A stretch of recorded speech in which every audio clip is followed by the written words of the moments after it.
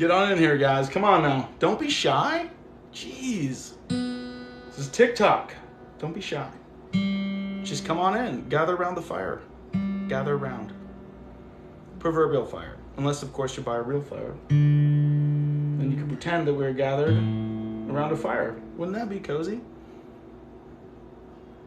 What's going on, guys? Get your little asses in here.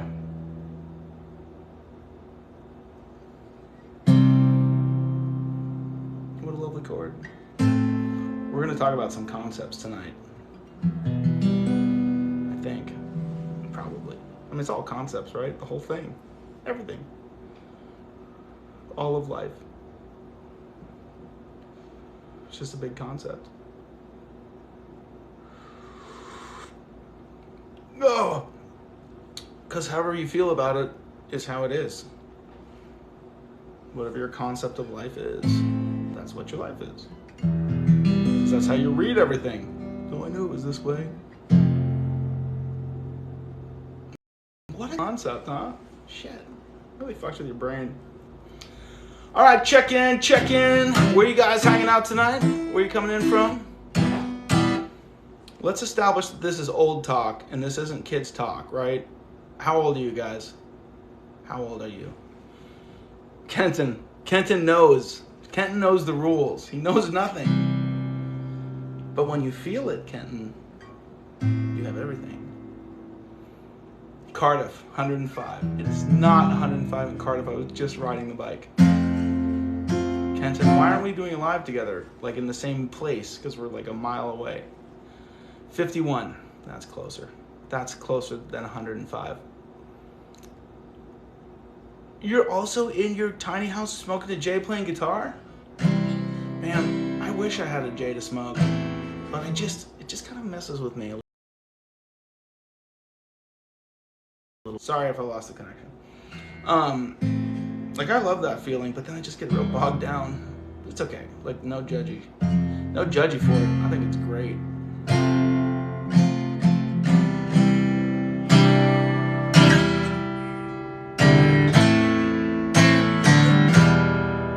Man, I tried out those, all in moderation. I tried out, and I talked about it last night, the CBD, oh wait, I'm not supposed to say too many things on TikTok. We'll call it a Cibida company. Sent me some goodies. I still have this sitting here. Aries Essentials. And I think you can just, God, I should know the coupon code they gave me. I think it's just Daniel20 or something like that. I really should know this stuff because they're like, here, we'll give you a coupon code. And I was like, I'll eat some gummies. I don't care. But this is some body cream they sent me. So I'm going to go thrash about skating, go to the park, and just get all beat up and see how the body cream does. But the gummies were great. They definitely didn't have any psychoactive effects. But, man, my body was just in this really nice state last night. And I even ended the live earlier. I was like, I'm going to bed. Peace. I'm done with this. Lion's mane, mushrooms, yeah. Everything in moderation, even moderation. That is the jam right there. All right, check in, guys. Where are you from? How old are you? Is this old talk or is this kid talk? Am I allowed to say fuck or are the children present? I'm still going to say fuck with them present. I just want you to know that. But there's been debates about this being a children's app. And I'm like, this is a fucking children's app. Get out of here. Look at you guys, old talkers. Bunch of old talkers. Over 30, 21. All right, okay. We'll take it. How long have I been on the old TikTok? I've been on since the end of November. Gen Xers, oh yeah. See, it is old talk. Hour and a half away from San Diego, 33. All right, welcome. Yeah, San Diego does rock. It is a cool place to live. I live up in Encinitas, which is like North County, San Diego area. And it's a really cool little town because it's just like maxed out, right? There's one road that goes through. It's like the 101. And you can't really put a lot more stuff there, you know? There's not a lot more roads coming in, so it's like it only takes so much. You can only have so many people there at a time. And so it's this nice little like real low-key kind of vibey place to be. It's like a small town at the beach. Spent my October vacay in Encinitas. Isn't it the best? I love it. If you're free up in Texas, would you have the same haircut? That's a great idea. Yeah, hell yeah. I'd love to fuck with some Texans. I mean, I'm just kind of fucking with society by doing a mullet. I mean, it's kind of cool. It's only cool if you make it cool. I was just like, give me the mullet. And then it turned into kind of a mullet hawk. I like it so it stays. Oh yeah, Better Buzz. That's where I do my videos every morning. I was actually just at Better Buzz right before this when I was out riding my bike around. I stopped by, got a little chai tea latte, a dirty chai. I'm all hyped up. But yeah, Better Buzz is great.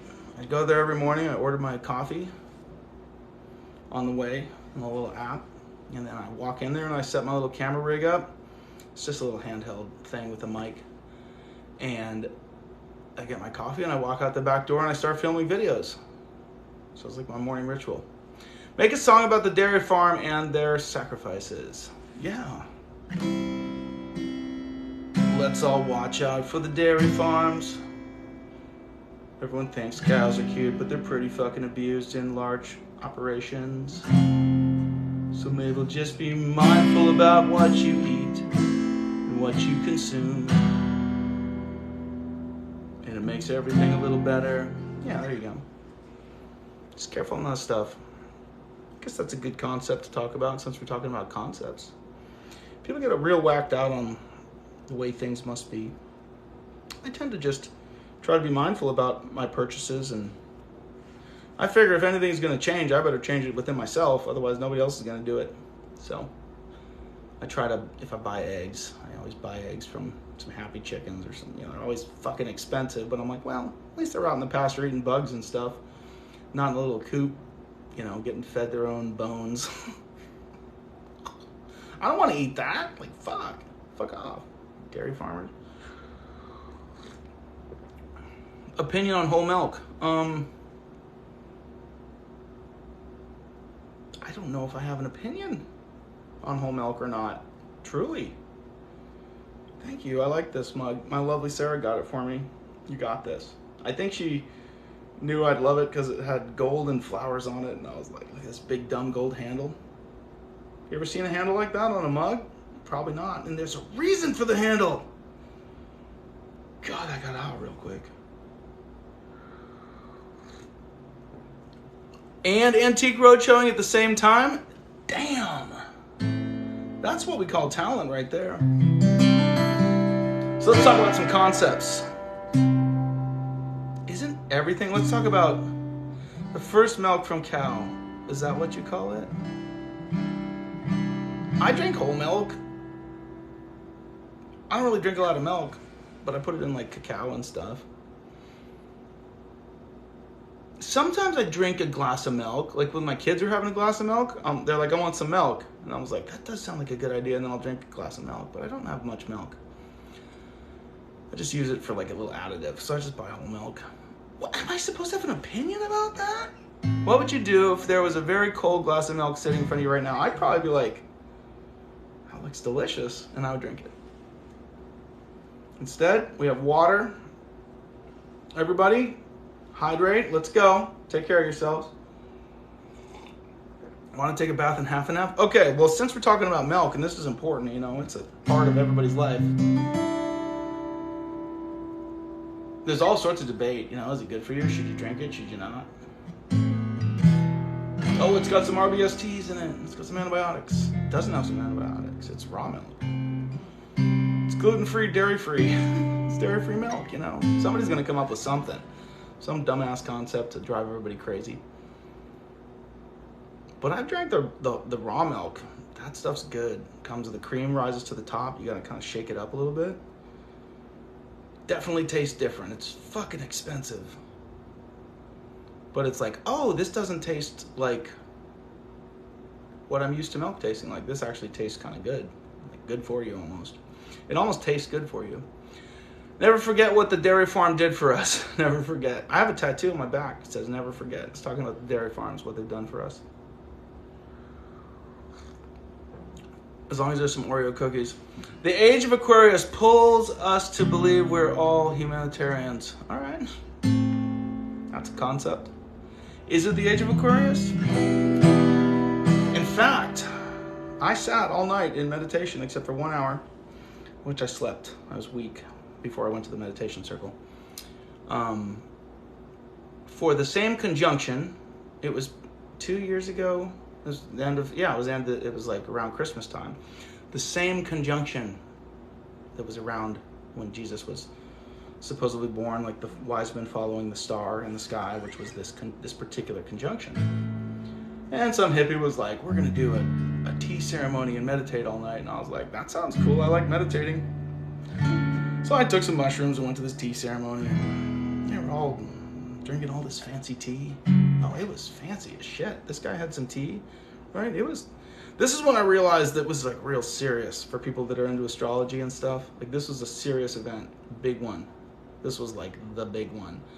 This guy busted out some tea. It was some fancy house over in Lucadia. Bunch of rich kids, assholes. Anyway, neither here nor there.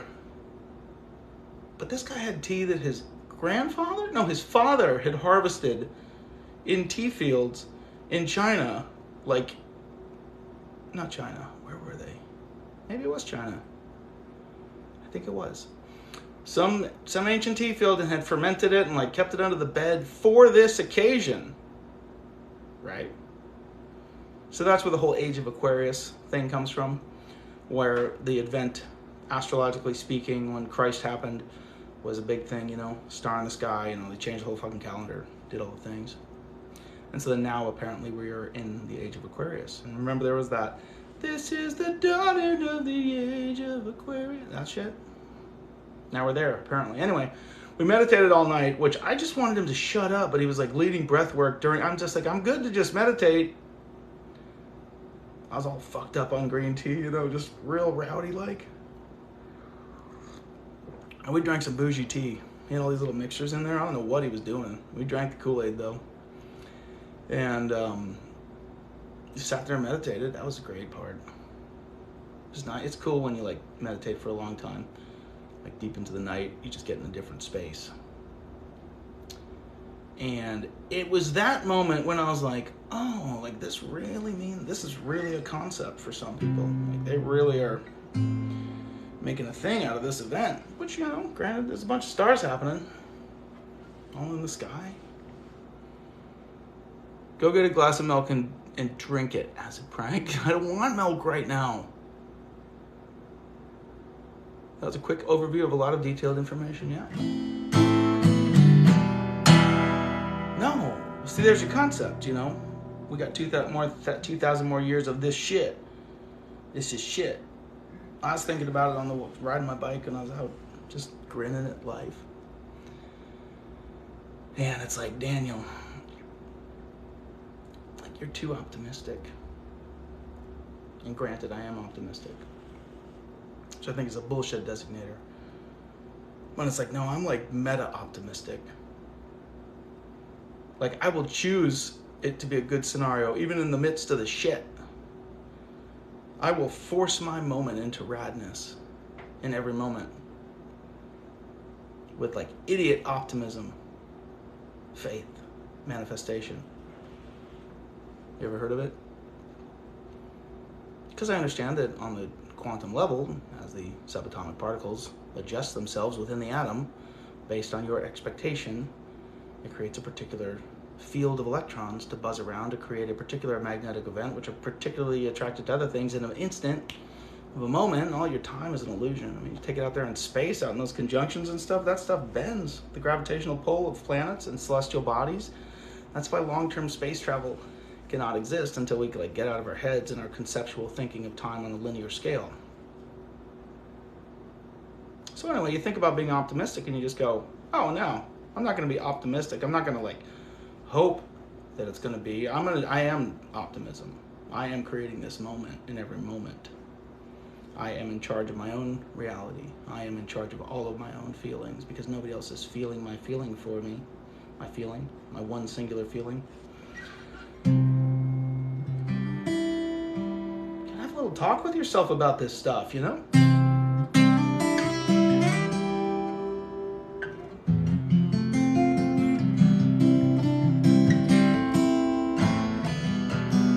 Yep, we're in the Milky Way. God, you've got some good ones tonight, bro. Like we're friends now. You just got friended, Justin. Justin. You and your milk jokes. Really, that tickles me. That gets me in the deep places, Justin. Right? I'm having a conjunction of emotions right now. Does it trouble you that the Milky Way does not delineate? There's a whole difference.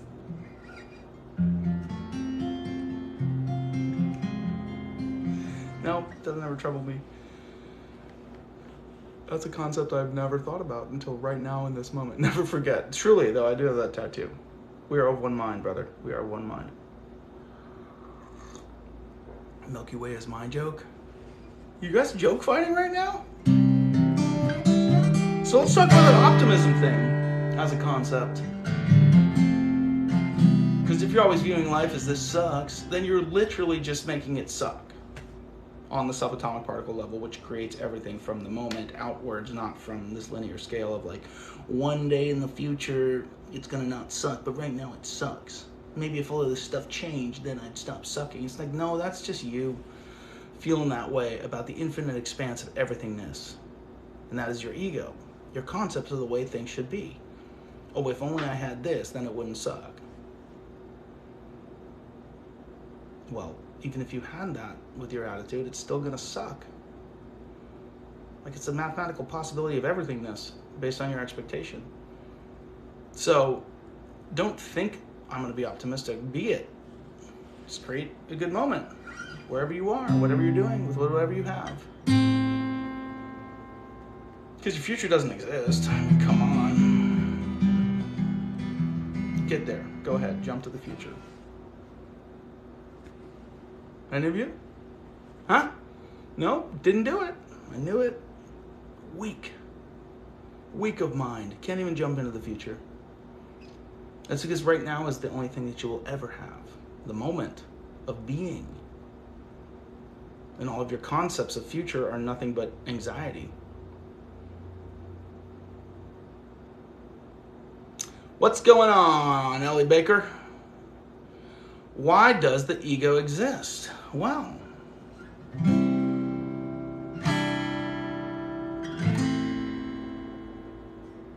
can't have no ego without an ego.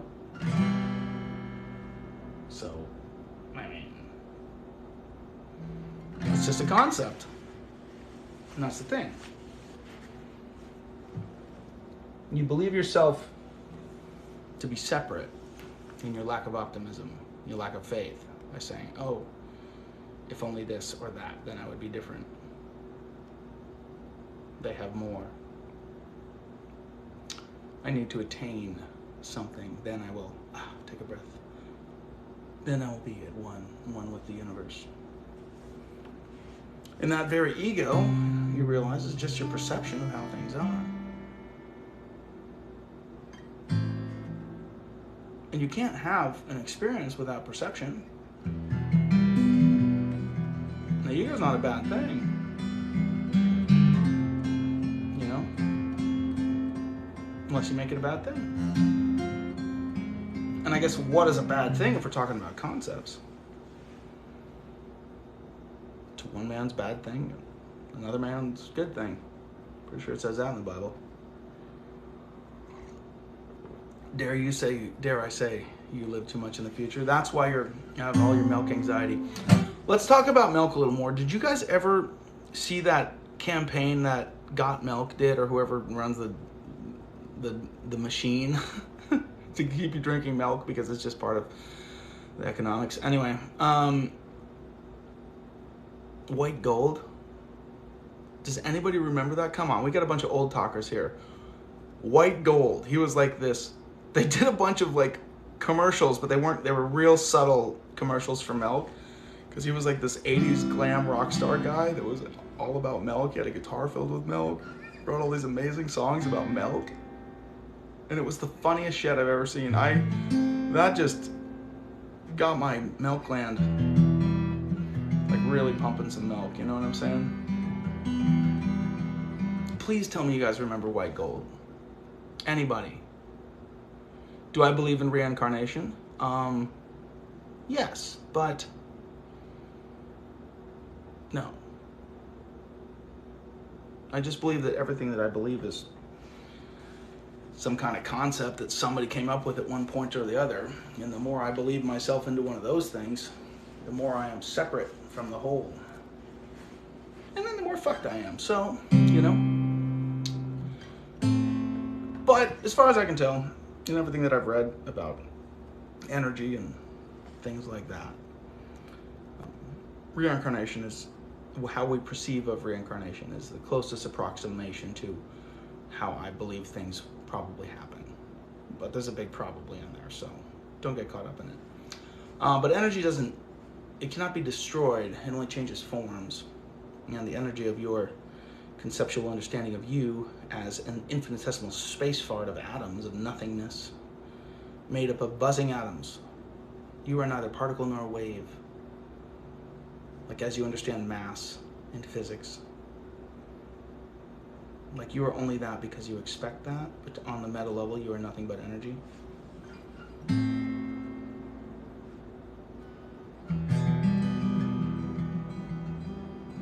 So how do we destroy that? We can't, you know. There's some immutable laws of the universe that we've discovered. Maybe they're mutable, but we haven't figured out how to mute them yet, so they're immutable.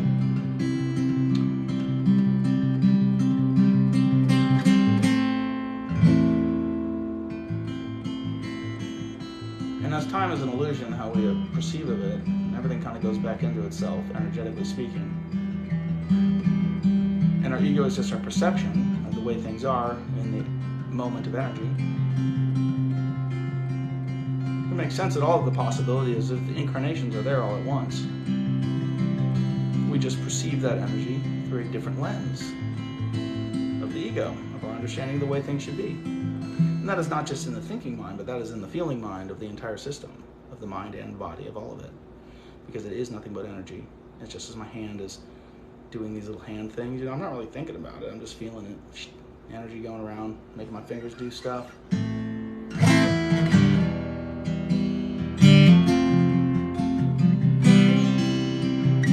So reincarnation makes a lot of sense, like scientifically speaking. Well, if I remember it, it happened here in this life. Oh, you've been reborn every single time. All of the instances of possibility are you. When it comes to the electromagnetic spectrum, and you being a part of it, you being a fractal of the whole, you being God's hands and feet, whatever definitions you want to define your you-ness, it's still the ego, your concept of the way things should be.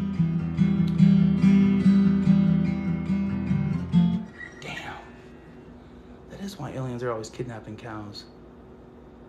There's no milk in space, and it's the Milky Way. You guys gotta think about this shit. Damn, stay milky, bro. Stay milky. I'm here for it. Yeah, I don't remember what I was saying, but I'm gonna assume that was a beautiful way to think about it. How do I feel about aliens? Ooh. If I'm to truly feel into my feelings, I feel like that could be a thing. Probably is a thing. Ooh, a little bit scary. A bunch of feelings associated with that. Conceptually, since we're talking about concepts tonight, because there's no milk in space, there's got to be aliens because we have cow abductions, you know, disappear. Those things don't just walk off. Well, they do, but there's usually fences, you know, and you find them because they're not that fast. It's gotta be aliens, right? Flush or don't. Well, if it's yellow, just let it mellow, you know. I mean, I'm in California. We kind of watch the water consumption around here. You live somewhere where it doesn't fucking matter, you know. Just flush it, whatever.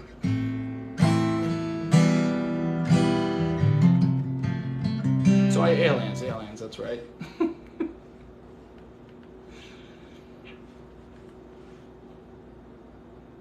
As I look at things, there's infinite possibilities, mathematically speaking. Any expectation of subatomic particles to do the things subatomic particles do will create a particular electron event of the atom, which creates that reality within the instant. moving out from center. So if someone can conceptualize aliens, like, there's probably aliens. And then when we get into like less of a meta vibe and we get into like the politics of aliens or of extraterrestrial life, I figure anybody that has the understanding to survive in space and quantum tunnel and things like that is fairly arrived as far as consciousness goes and or, you know, ego goes and stuff like that. And they're not shooting each other so much. There's just not a lot of space battles. It's like, let's maintain the integrity of this spacecraft to create an environment that we can actually survive in. So don't shoot out the walls, you know? And they just look at us down here running around like fucking idiots, like a bunch of animals, savages, like actual savages. We don't think that we're savages, but if you contrast it with a race that would have to survive in space using some advanced technology, like, might as well throw a loincloth on, guys. Like, grab the spears, you fucking idiots. Like, so they're looking at us and like, I ain't landing there. Like, those guys will shoot us, you know? Get Trump out there on a pickup truck just shooting at him. It's going to be a shit show. So I wouldn't land. Like, think about it. I'd be like, no, let's just watch from the far. Like, do you jump in the like the monkey enclosure at the zoo or the lion enclosure? No. It's like some nice glass there. And you go, ooh, look at the monkeys stabbing at each other and stuff. Like, so they're just, if there's aliens like cloaked in the clouds or something, I mean, if I was an alien doing alien shit, I would be like, I'm not landing in where anybody can see me. I'm gonna go land somewhere else and like mess with people and abduct a cow or two or something, or just, you know.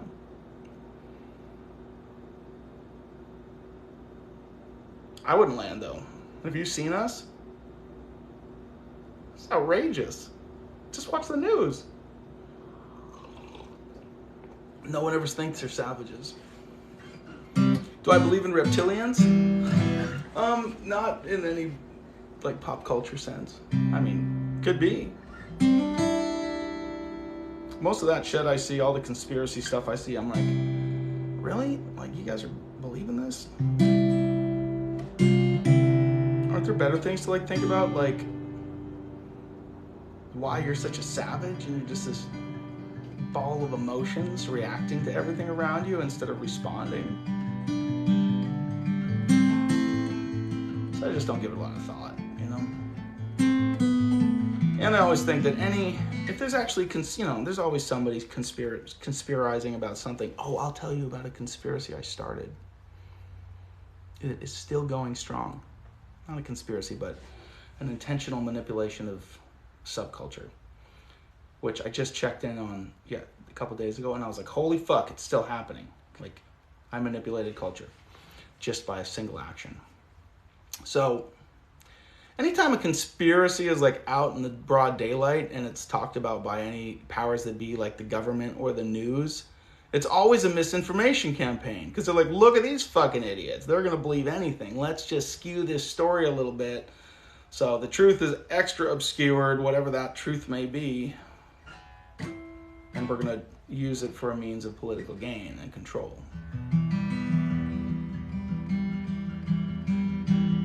So anyway, let me tell you about this little story about affecting culture. And this is why I feel so strongly about, I'll tell you two stories about affecting culture, about any traditions. Like, all of our traditions are just pure pressure from dead people. All of them. Any like religious traditions, any spiritual traditions and stuff like that.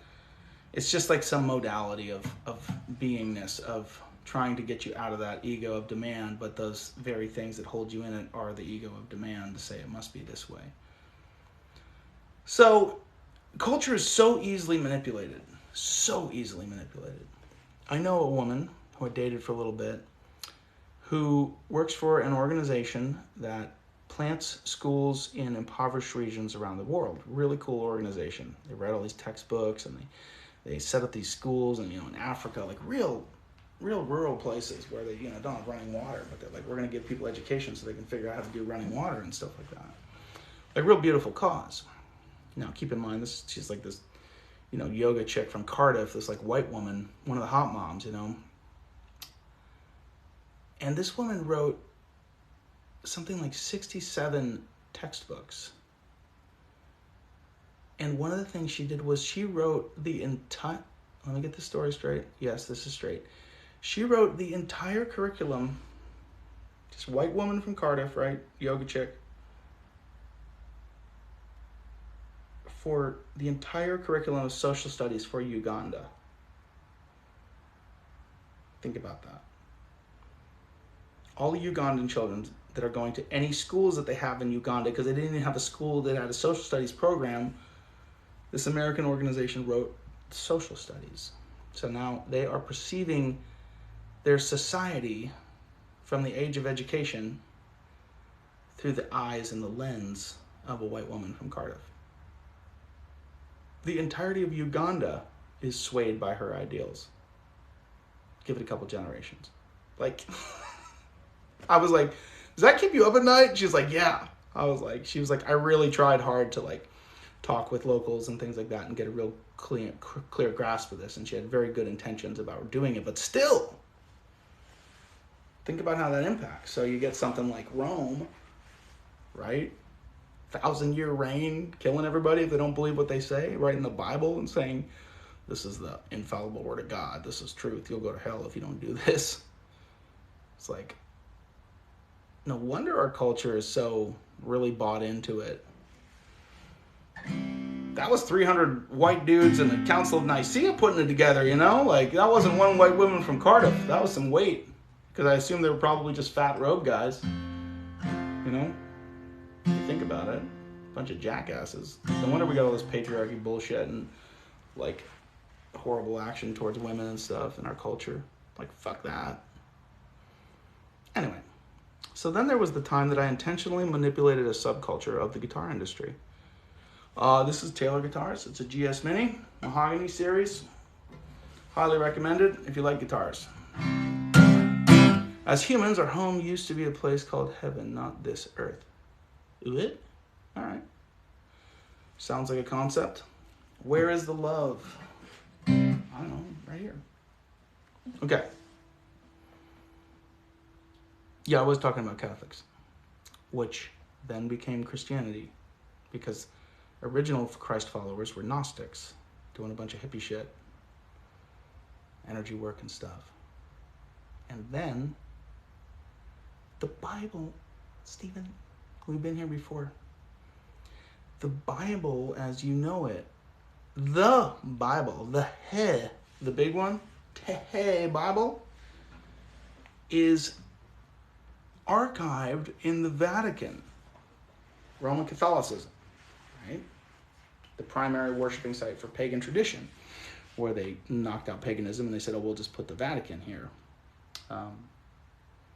The Bible, as you know it, the actual original writings of teachings of the time that were compiled into one mega religion of the time as a system of political control, is in the Vatican. And if you cannot read Greek, Hebrew, or Aramaic and understand the implications of an exegetical process of translation of scriptures to understand what they meant at the time for the contextual understanding, and read that into the lens of modern society. Example, the word ass. 50 years ago, not that long ago, used to be a term to define a donkey, a jackass. And then the jackass was stubborn. And so then you called your friend when he was being stubborn, oh, you're a jackass. And then now, just a few short years later, it has a completely culturally different meaning. Now, give it 2,000 years, cross continents, completely different people groups, cultural understanding of what a word means, and that's all just shit, like, unless you're really reading into the Greek, Hebrew, and Aramaic. So that's the Bible. It's in Greek, it's in Hebrew, it's in Aramaic. Ancient languages that have not the same cultural implications. The Bible that you read is a translation, whichever version you like to pick. You could pick King James if you wanted. Now, King James was a fine man. What, it was 1500s or something like that? No. It's a while ago. Not the 1500s. When was King James? My brain's stopping. Dates. Whatever. He wrote the book of demonology first, which I think is hilarious. Wrote a book about demons and hell and stuff, like his concept of what they would be. And then he wrote the Bible. Then he said, this is the King James Bible, because he had a big dick ego about it. It's like, fuck you, bro.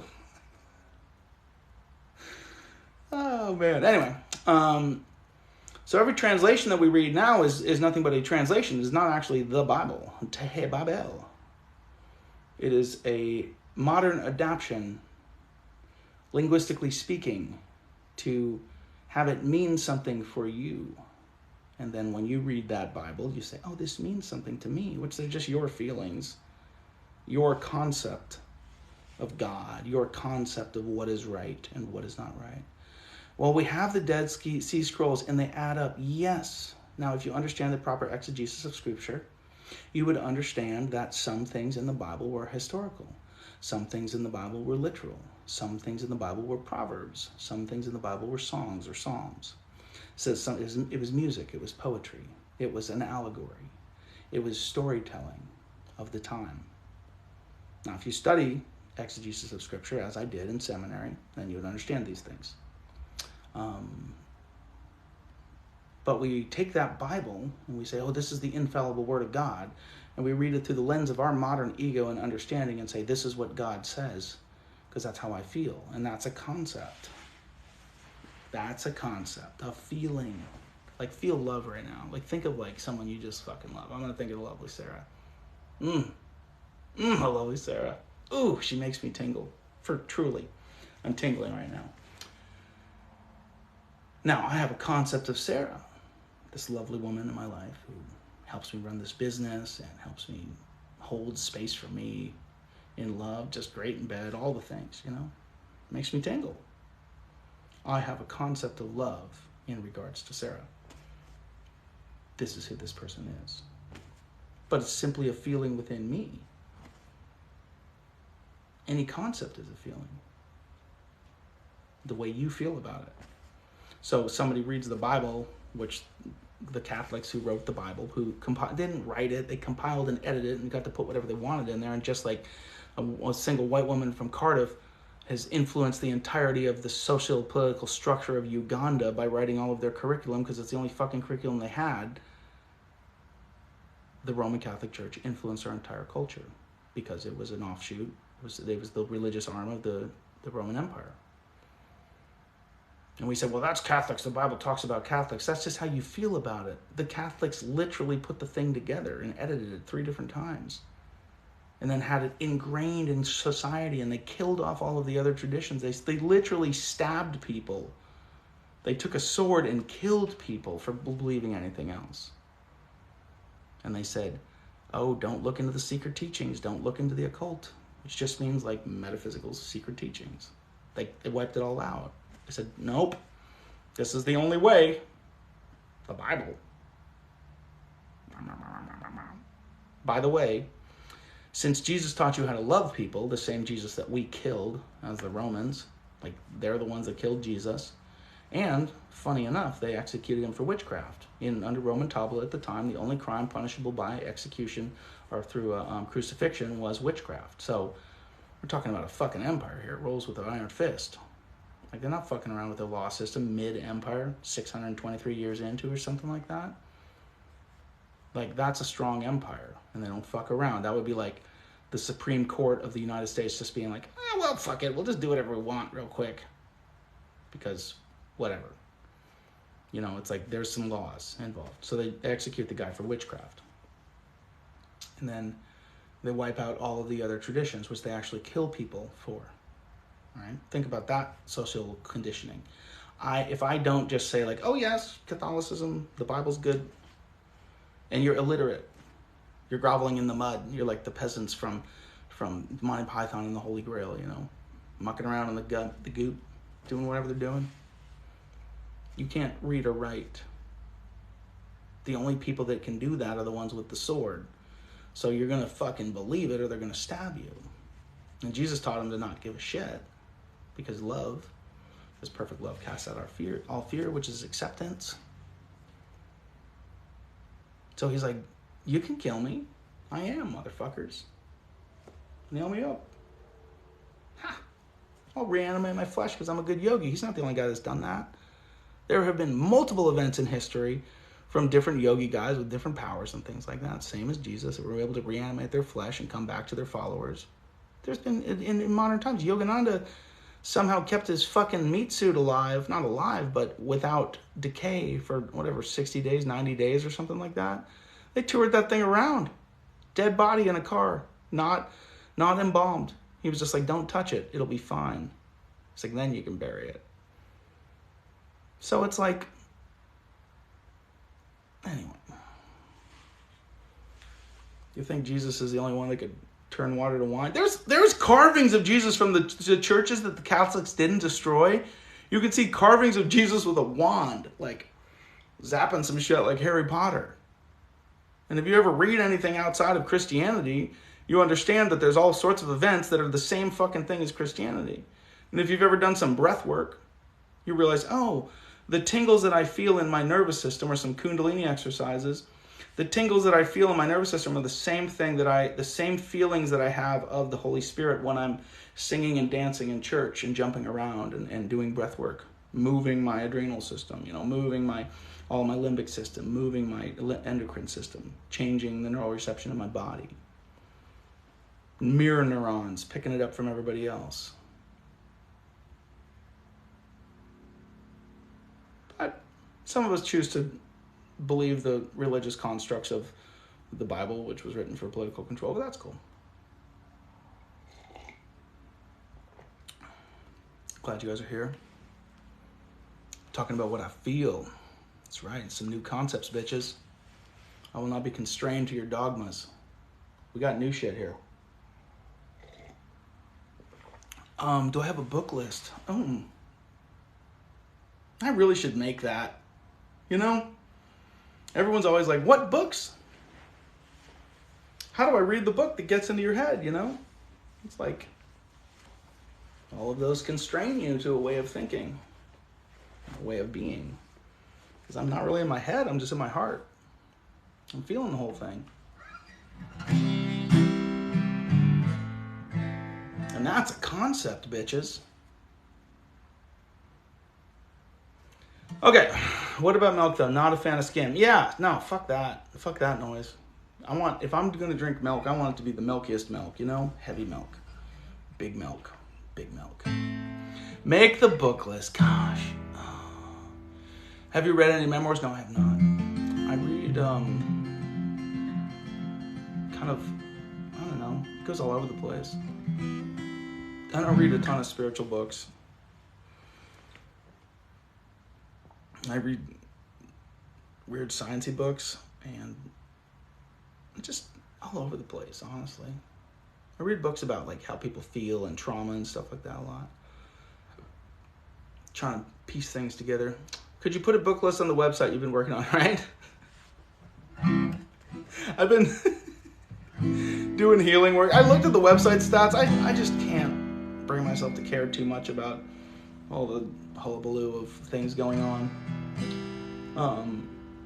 So it's like, oh God, I gotta work on the website. I gotta build a sales funnel and make some sales and sell my services. And I'm like, oh God, fuck this noise, So my website has just been a contact form. You go to danieltyack.com to sign up for some emotional alchemy services, or helping you work through your shit, or a coaching call, help you understand things a little bit more, deprogram yourself from Christianity and get yourself out of trauma, all the good stuff.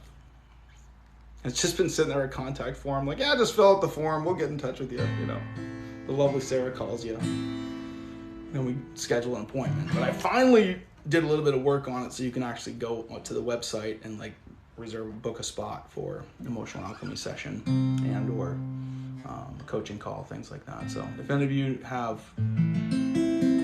do some acid, take some mushrooms, meditate, read, work out, and go to therapy. There you go, people. I mean, honestly, that's a reasonable, yeah. Gotta be careful with therapy.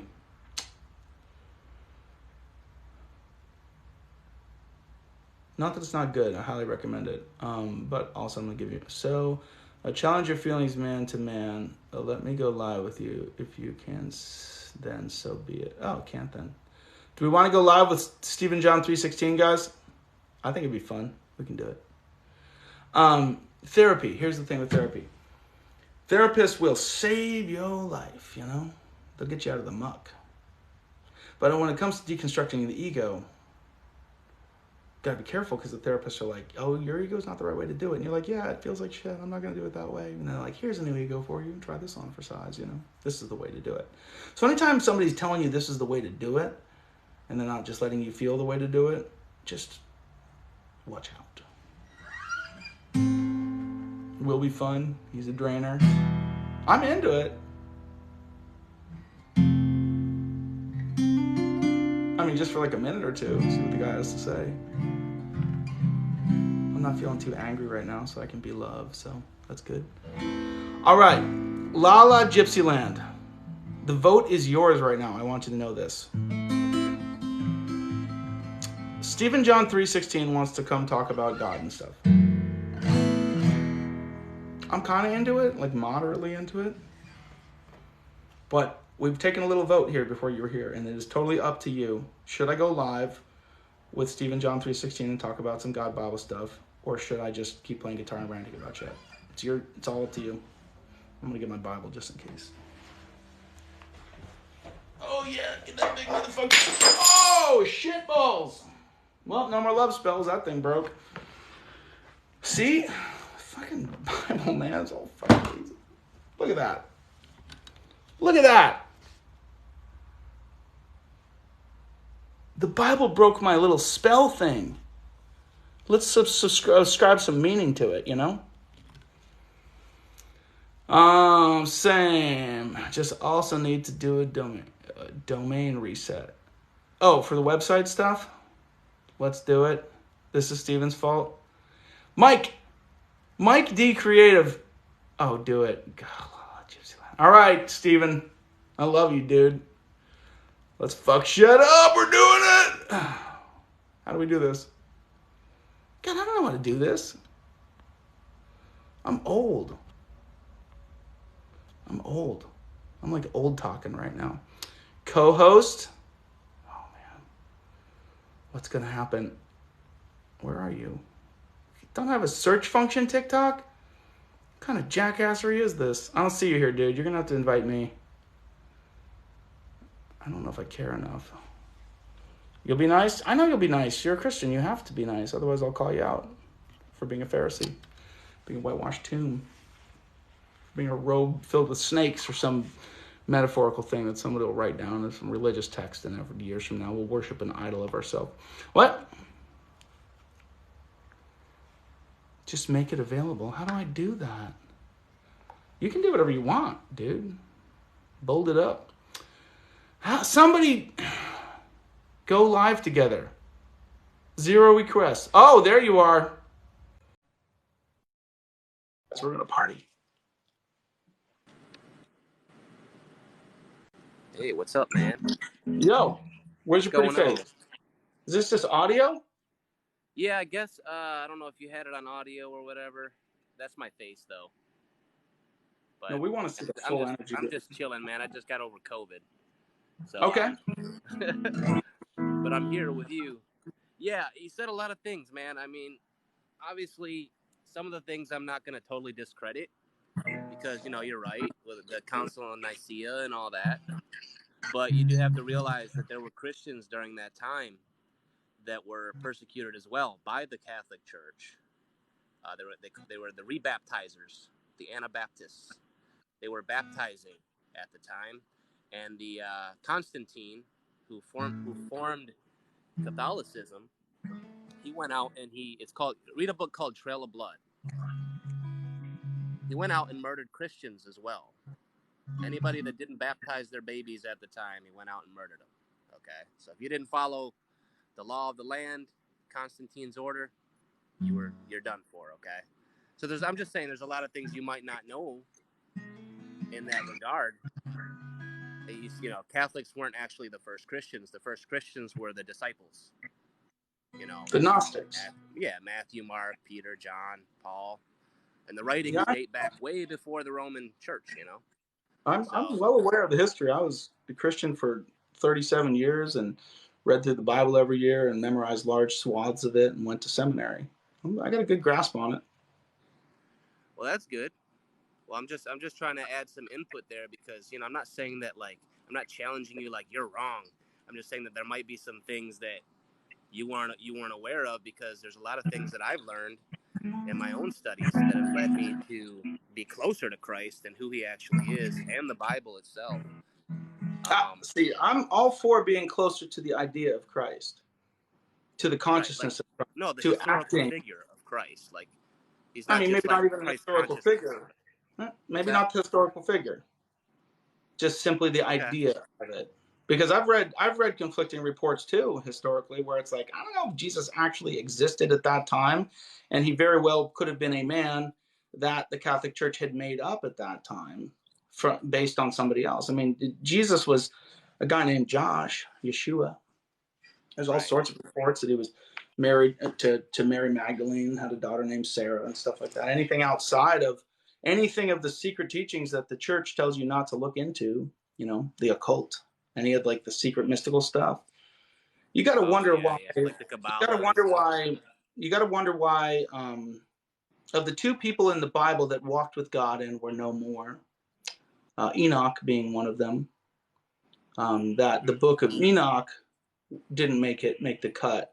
You would think that a man who was with God or on this plane and then quantum tunneled into a beam of light pulled a Jesus move. You'd think that they'd have a little bit, something like that would have more to say, but it's just, it's like that didn't go with the dialogue of Catholicism. So it's like, yeah, get that spirit of Christ. Right. Blessed are the Right. meek, for they shall No, inherit I the earth. understand. Blessed is Actually, meekness, because what's meekness?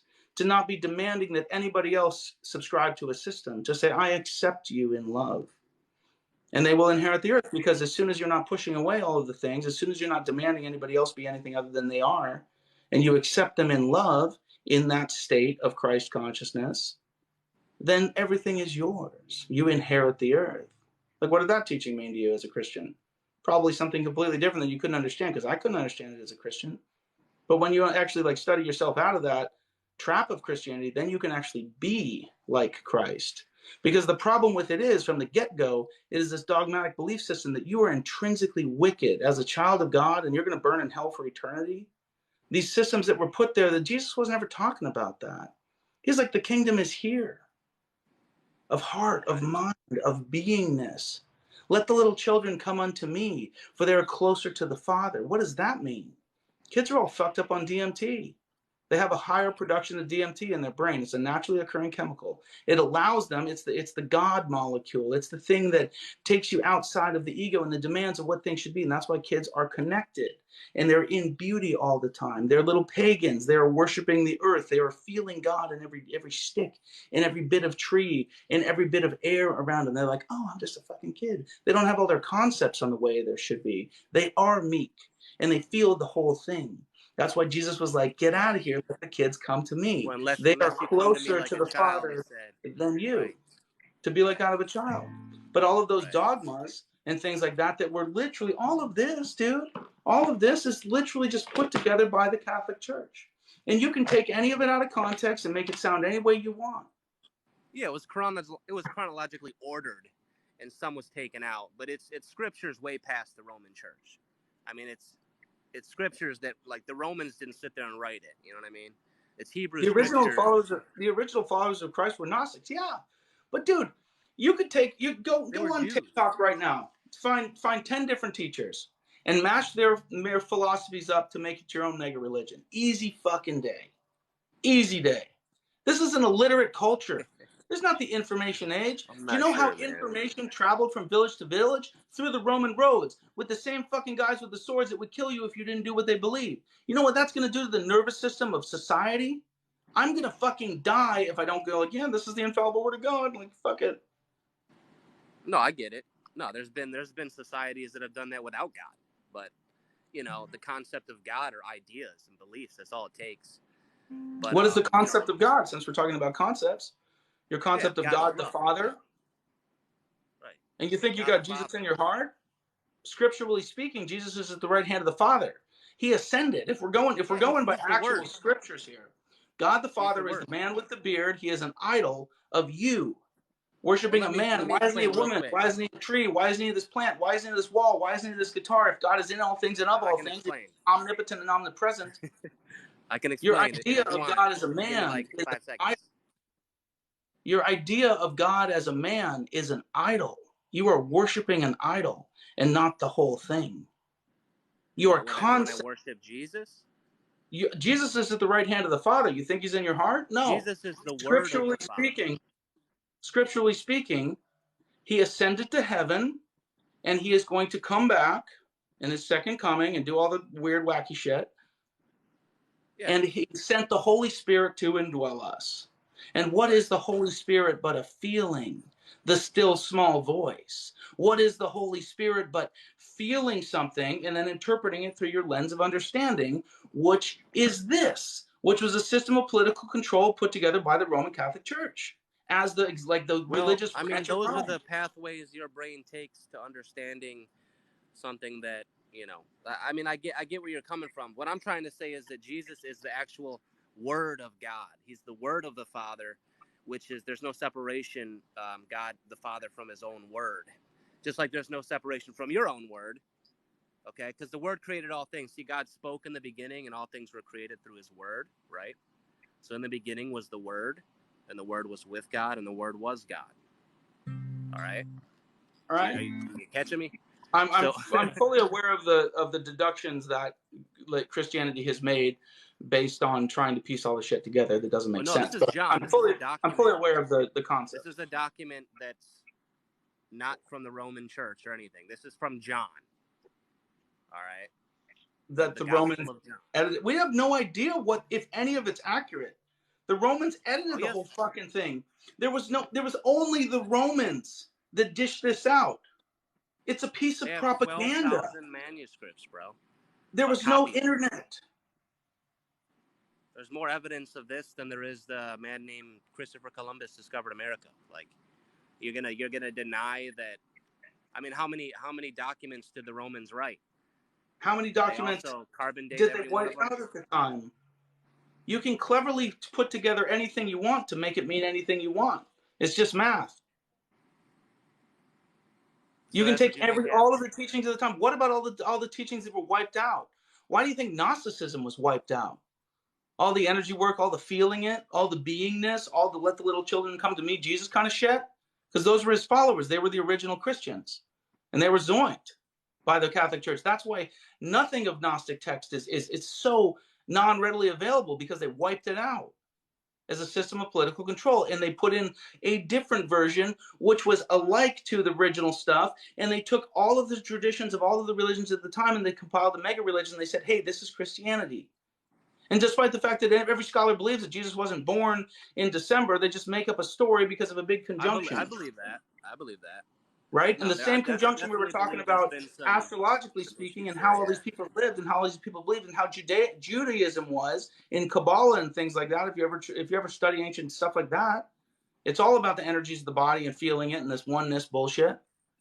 Here's the And crazy part, bro. if you look at the cultural implications of Egypt at the time and Hermes and astrology and herbalism and all the things that were witchcraft that were setting people free to let people feel things, and they weren't going to listen to the man anymore. And it's exactly what Jesus was talking about when he was like perfect love casts out all fear. And he's like, you can nail me to the cross. I am one with all of this. I feel it. I feel the tree. I feel what It's you like, perceive like of as Abraham God the went to Father, the sacrifice his omnipotent only God. son, right? The Abraham what? had to sacrifice Isaac. Well, So that's a there's nice things in the Old story, an Testament. ancient story. And there's a lot of stories Yeah. about Zeus shedding lightning bolts and stuff like that, But what are too. the chances of that, because you have to think about the implications of that. So you see, Abraham I don't want to think sacrifices about his only implications of son. something that's an obvious political agenda. No, it was written way before the Romans. I'm saying that Abraham went to sacrifice his only begotten son. Okay, and then instead, there was a lamb in place. Okay, do you get where I'm coming from here? This is way Yeah. before Jesus or anything. It was way before the Romans or any of And that. there's a lot of stories that are just allegories. And there's a lot of trends that go throughout. And there's a I'm just lot of saying, like, things what are that the you can chances? piece together through the nonsense to say, oh, this makes sense. That's why the fucking Council of Nicaea was doing it. That's why they had to re-edit it 2 different times to make it make sense, to boil it down to some little translation, the New American Standard Bible. This is the fucking standard of American Christianity or whatever. That's why they had to boil it down I mean, so people can believe something that's a fallacy that was put together for political control. Yeah, there's a bunch of different truths in it. And then it was cleverly yeah, it's a edited lot of together to truths. control people. A lot And of this a is lot of to say what you to would give call you the knowledge of good coincidences. and evil, to say this is good and this is bad. So you are It's not separate about from the making the Father, because bad the good. It's knowledge of about good and bringing evil the is the dead to original life. sin. And the Father is That's the all whole point. things and within of all things. Right. I'm just saying, Jesus never came to make the bad good. He came to set the dead to life. Bring Well, the dead that's to what life. I do in my emotional alchemy work every day. I have pictures of people that look like they're fucking dead inside. And when they're done with some sessions or they're done with a mushroom trip or something like that, they are alive. And they're feeling all of the beauty of the world around them. And it's all the same energy work and witchcraft stuff that the Roman Catholic Church shot out of the like, nope, we're going to kill you. You're not allowed to do that. You're not allowed to be awake and alive. You're not allowed to live free because you got to pay your Why do you fucking need taxes. that? And by the way, you owe 10%. You're going to burn in hell if you don't do it. I'm just This saying, what place that would you we need made up. mushrooms to feel happy? You don't need What? mushrooms, man. I'm just saying, you don't need any. You don't need any mushrooms or any It's not to drugs feel or anything happy. like that. You should do a mushroom journey. It's not all about happy joy or anything like that. It's about dealing with your shit. And then you feel happy because you dealt with your shit. Every single client that comes to me, it has some sort of church wounds, some sort of thing of feeling like they were wrong, feeling like they had to confess, some sort of thing that has suppressed their nervous system to the point where they always feel like they're doing wrong. And in every motion of their life, in their work, in their relationships, they always feel like they're doing wrong because of the neurological conditioning of this bullshit religion. And I have to sit there and walk them through that and untangle all that so I can bring them to life and see the joy come out of their eyes again, or see them see the world around them. Every single pastor that I know has the most dead eyes ever. There's no joy. There's no love. Every single person on the spiritual path that's into that like guru state of love is simply acceptance. And that's the perfect love that casts out all fear because you do not feel judged by it. You feel love from it, acceptance of who you are. That's some Jesus shit. And it all got twisted around into a mega religion to get you to pay your damn taxes. So stop reading the Bible and start being like Christ. Stop reading the Bible and actually be the thing. Feel it. Yeah. Well, first off, I'm not a thumper. I don't just sit there in the Bible all the time. I do walk in the spirit too. Obviously, I don't just sit there and say I'm all about the Bible and everything But you it have says. fear. You have fear Do I have fear? of I dying for do. eternity in the Oh, fiery pit of hell! hell. Why would I have fear of that? If Christ died for me, then what would I have to worry about that for? Why would I be afraid of that? Why would you have to hold on to anything of the Bible to make it so important? To the strictures of Christianity, to peer pressure from dead people that we can clearly see have been part of our genetic evolution. Why would you have to hold on to any of that? Why can't you Well, just be? Why can't you be like the little child? Why do you have to have all of your concepts that you jam everybody else into? Why can't you just be? it's a What good has to question. change? Something to How is perfect love ponder. casting out fear in those around you? But you have a demand that everybody believe in the system that you believe in, which is an egoic concept, which is not being, which is not like Christ. So as soon as you let it go, you'll be able to feel it. You'll be able to raise from the dead to life, like the East Star, rising over the East and setting in the West as an allegory for new life, to let it go, to be in the moment, like every breath, the resurrection of out with the old, in with the good, Out with the bullshit, Got you. in with the good I, shit. I like I like what you're saying, man. I'm not. No, I'll take any form of. I'm not one of those people who's closed-minded, and I'll take every form that because you might be right about some things, and I think that we all should reflect on ourselves.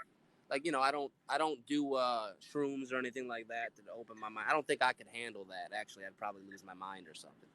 But You would, because you have so many but constructs of the way that it has to be. You'd be scared to death. You couldn't handle an opening like that. You couldn't handle opening to life. Oh To man, be my in. brother gave me some of this red pill once. It was like high concentrated THC, and I swear to God, man, I thought I was gonna die. Yeah, you went into a I state actually of thought I was already psychosis. dead. You went into a state. What happens with THC is the THC molecule fucks up your endocannabinoid system, which fucks up your energetic field. You have an auric field around you. It's your toroidal field of energy. It's like every fucking magnet works. We can take pictures of it in radiology. It's not like some mystical thing.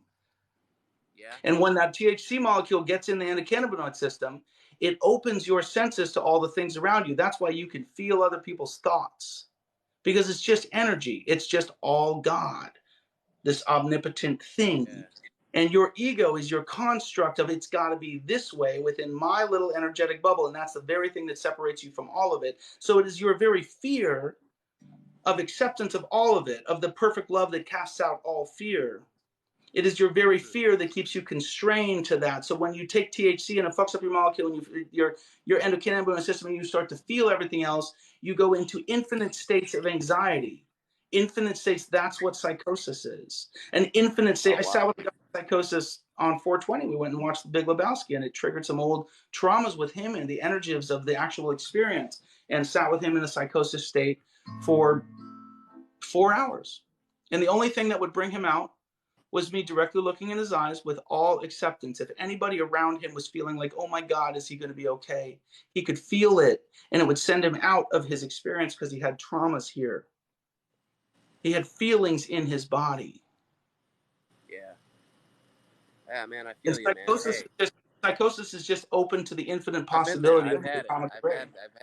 I've had those experiences, and I've had especially since when I did the THC, and I mean, I had like a crazy experience, man. I thought I was dead, and Yeah. All the crazy, man. possibilities are there. You are dead in this moment. You only have a moment. You are as alive as you are dead, speaking in terms of how energy works. You are conceiving it. It is your concept. Take some mushrooms sometime. Fuck your brain up. It's great. Maybe, man. Hey, it was good. No, it was good. Good talking. I'm not gonna deny, obviously, what I believe, but I'll take some of your truths because I think there was a lot in there. I'll take that along with me, and I'll learn from it. And Appreciate that. That's big of you, man. you know, Appreciate good chats. take small steps. Thanks for letting me on, though. I appreciate that. Yeah, I'm glad we got to I'm chat, not dude. feeling. I'm a little under the weather, so obviously I'm just getting over COVID. Dude, It I'm wasn't glad that you're bad. kicking the COVID. It wasn't that bad. I had a bad headache for like I don't know, like a half a day. That was pretty much it. Yeah, But all watch right, out. bro. Hey, I appreciate it though. Dude, good Thank chats. you. Good chats. Thank you, man. All right. Love you, brother. Love you. All right, that was fun. What were you guys talking about? I couldn't see these comments. Oh, I'm about to get all sweaty now. I'm all fired up. Wow. Spiritual animal, brother. Yup. Did you guys were tracking along with all that? Anybody get anything good out of that? Anything you guys want to talk about? Oh, yay. Glad you got on the podcast. Ram Dass wouldn't have gotten there without them. Glad you enjoyed that. Yo, what's up? Get in here, everybody. Starting to get sweaty talking about Jesus and stuff. That's the thing. I really like the idea of Jesus. I think the whole idea and everything he's talking about was pretty cool. But the Bible and the whole hell thing and the whole loving father thing and the whole triune God, which is the same as Hinduism of, we're going to worship Shiva, the destroyer, because part of God is destruction. Look at these natural events. We're going to worship Ganesha, the breaker of bonds. Everything's just like an image of God. It's an idol to try to describe something that you're feeling. All of it. And within Christianity, they say, oh, well, we have God the Father, this omnipotent, omnipresent creator of all things. But we have Jesus, too, who's the Son of God, immaculately conceived. God was getting all freaky with Mary, immaculately. Then we got the Holy Spirit, which is like God, but not really God. It's like a feeling within you. And I'm going to ask Jesus into my heart, but technically speaking, within Christianity, Jesus is at the right hand of the Father, and he's ascended to heaven, and he's going to have a second coming. So that's not exactly accurate. So it's just the Holy Spirit that you're feeling. And if you look at how feelings work, it's just you feeling all that based on a concept.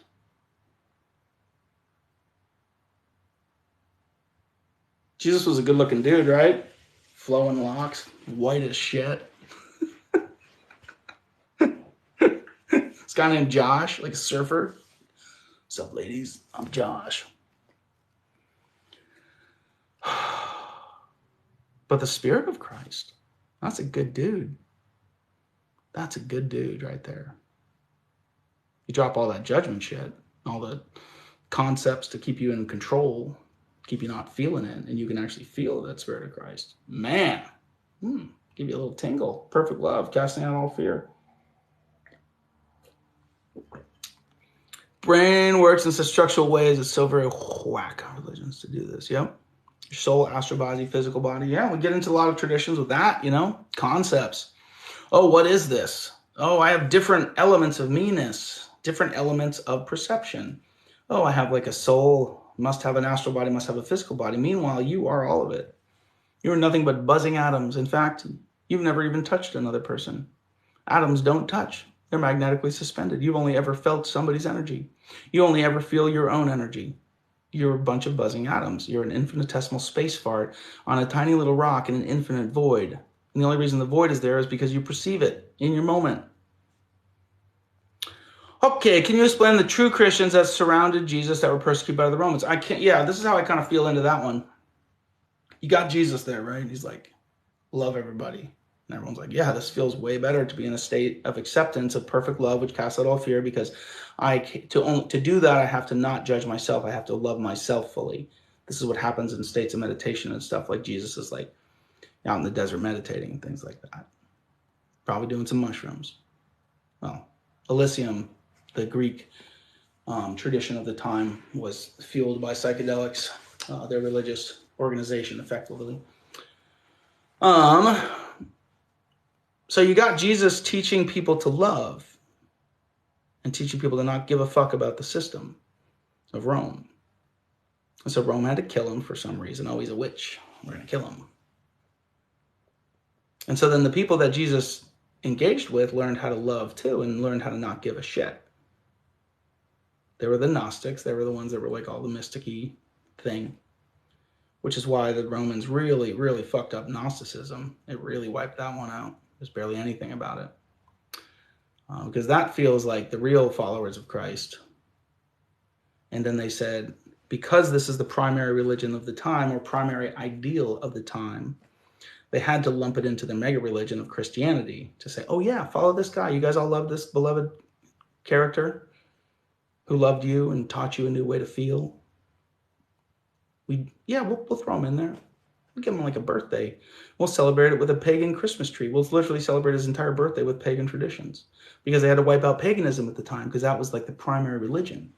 So they basically fucked up all the religions of the time, and they assimilated them into one mega religion and put a bunch of things and teachings together to say this is the way it is. And if you don't follow this, you're going to burn in hell for eternity. And by the way, pay your taxes, because Rome was crumbling and they needed a new way to collect the taxes, because Jesus taught them to love. And so when they went into the lion pit, or they went into the gladiator coliseum, they were like, fuck it. You can take my body like I am, motherfuckers. Jesus did it. Kill me. What are you going to do? I'm still going to love you. And so they're like, okay, it's not working to kill these guys anymore. We're going to have to come up with a new strategy. So then they introduce, unforgivable sins and things like that, and introduce the concept of hell to humanity. And then everybody gets scared of burning in hell for eternity. And they're also getting stabbed by these guys. So then eventually everybody caves and they go, okay, we'll just be Christians. And what you think of as Christians all came from Catholicism. All of the interpretations of the Bible, like your modern Christianity and your megachurch that you go to, has nothing to do with Christianity or Jesus' teachings. Those are all teachings that were put together by the Roman Catholics. And then translated, that's the whole Reformation of Martin Luther, nailing his letter of of reformation on the wall and saying, we don't want to do it your way anymore. We're going to read the Bible and we're going to feel it our own way. We'll come up with our own concept of what these words mean, these ancient words at that point. And here we are, Lutherans, hooray. And then the Baptists are like, we don't like the way you're doing it. We're going to do it this way. We don't like you Lutherans, like, fuck off, you know? And then they go do it their way. And everybody else is just reading it based on how their concept feels and coming up with some spin-off things. Meanwhile, you have this undertone of you are intrinsically wicked and you have sinned from the get-go. And that does nothing for your self-love. That does nothing for your beingness. In fact, that's a trauma. You feel it. You always feel like you're shit. Which is why everybody in Christianity is so jumpy all the time and angry, you know? They can't just love. They can't just be like Christ. Anyway, Lala Gypsy Land, sleep well. Religious is just like car brands. I recently learned to look inside, life-changing, you know? Perfect love casts out all fear. I'm going to meditate on that. Yeah, appreciate that, brother. Great talk, all spot on. Late in the East Coast, Cardiff. Cardiff is a lovely little town. Do you know anything about the old knowledge of Atlantis that carried over to Egypt? I don't. That's some old stuff right there. But seems like a cool concept, you know? Totally plausible. But the deepest I go into reading up on stuff was in Hermetical Wisdom. Aramis, the great Aramis, was a wizard of ancient lore in Egypt who founded of astrology and things like that, and herbalism. All of our, you know, if you've ever taken any medicine, any pharmaceuticals, any herbs, anything, any vitamins, that branches off of witchcraft, which was Hermeticism. Every single plant or every single molecule in pharmacopoeia in modern medicine is a derivative from something found in nature. They found something in nature through herbalism, through witchcraft, which Rome outlawed at the time. They outlawed witchcraft, right? When they were like putting the Bible, and they outlawed herb women. They were like, nope, can't do that. That sets people free, makes them feel good. They outlawed poetry at the time. You couldn't be a fucking poet. You weren't allowed to let people think, you know? So they just whacked it all. So any single thing that you do right now, culturally speaking, in pharmacopoeia, Western medicine, is literally based in witchcraft, in Hermetical Wisdom. When they were discovering what different molecules and things like that, now they didn't have microscopes to discover it. It was a little bit of trial and error and feeling into it. Like the shamans of ayahuasca, and they go sit in the jungle for 90 days with a vine, sniffing it, feeling the energy of it, feeling into it. They shut off all of their other senses and their concepts of everything else, so they feel into it. In fact, the brew of ayahuasca itself is from two different compounds that, if mixed poorly, is going to kill you, and they don't grow in the same region. They literally have to get this thing from the other side of the Amazon. Now, how did a bunch of like cavemen dude come up with that? You know, these little jungle guys in a loincloth running around with their balls hanging out, stabbing and stuff, eating plants. There's a different understanding of things than you've been programmed to understand. I believe in astrology in a way. I believe everything's kind of a shit show because it's just trying to define something through an egoic understanding of this is the way it is, when you can simply just feel into it. But astrology works like this. You're a bunch of magnets, right? Atoms. You ever heard of them? Little spinning electrons zinging around, creates an atomic field, which then sticks to another atom, which, depending on the amount of electrons and the thing that the nucleus is made up of, creates an element, a molecule, which then is magnetically attracted to something else, and all of a sudden it's you, motherfucker. Yay, a bunch of atoms, nothingness. Down to the root level, though, it's an electromagnetic structure. And we are affected by the moon. I mean, any women out there, you have your cycle affected by the gravitational forces of the moon? Yes. A bunch of witches out there like going, yeah, definitely. The tides are affected by the moon. I live right by the ocean. When the moon's all big, has the most magnetic pull, the tides are all big. The moon's all little. It's like, not as much magnetic pull to affect all of those molecules of water, hydrogen, oxygen, many others. Not technically only hydrogen and oxygen, but then you got a lot of other stuff in there for the ocean. I digress. So the electromagnetic field yanks that all around tremendously. And in astrology, we have our sun sign, which we say, oh, what's your sign, you know? Oh, I'm a Pisces, right? This is one element. The sun is the biggest electromagnetic fucking thing around us. So of course it's yanking our atoms this way and that as we strafe along the sky and spin around it in a whirl of Milky Wayness. Speaking of milk earlier. So of course it affects us on this electromagnetic spectrum. And then all of the other planets, you know, this very sensitive moment of conception and building you up from that atomic structure in your mother's womb with all these planets strafing around, zinging around everywhere, yanking your magnets every this way and that. Of course it's going to like adjust your electromagnetic structure a little bit to be a particular way and have some temperaments.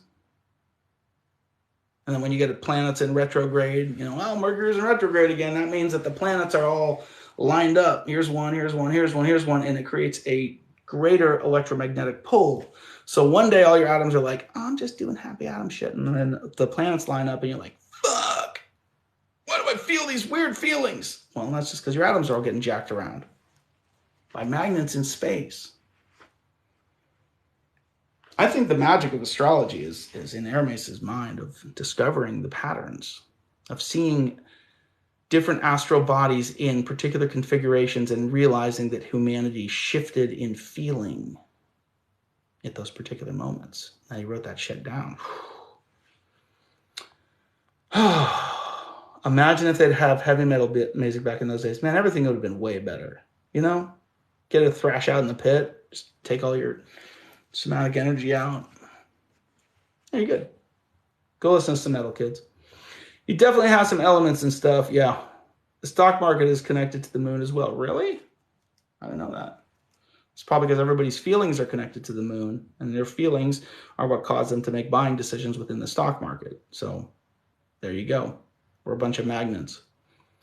Like fire, water, and shit, or even your own unique element that only you have. Yeah, the sun and planets got to have an effect on you. Yeah. Thoughts on chocolate mushroom bars? I love them. Okay, we'll just talk about psychedelics because that's what your real question is.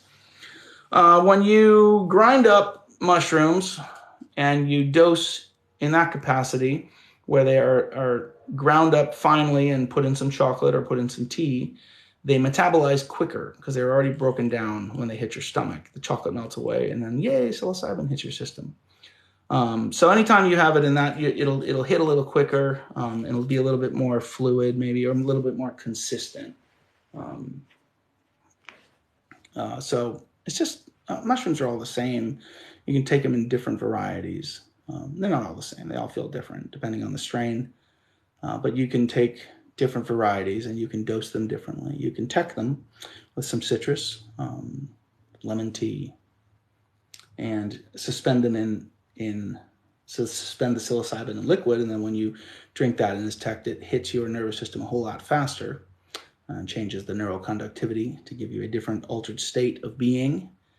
It's just a metabolism thing, how fast it moves through your body. So you'll have a quicker, faster trip, and it'll go out longer. If you want it to last a long time, you just eat the things, you know? And then it slowly metabolizes in your system and kind of slowly releases. So yeah, chocolate mushroom bars is just a cute way to take mushrooms. Astrology has so many coincidences and shit, like same dates in different years. Yeah. And astrology's changed over the years. We just use the same old traditions to define it because that's how we do things. We get locked into a way of being. This is the way things must be. Here's my ego about astrology. And then, no, that's not the way it's done. Meanwhile, you have Vedic astrology, which predates common standard astrology thousands of years from ancient Hindu tradition and things like that. The Vedas. All Sanskrit and everything came from. And all the planets have a particular shift off the axis. And when astrology was founded, it wasn't like we had real accurate instruments. So everything shifts around a little bit from the original thing, but it still kind of means the same thing no matter what words, because we're using words to define feelings, and every feeling is a concept.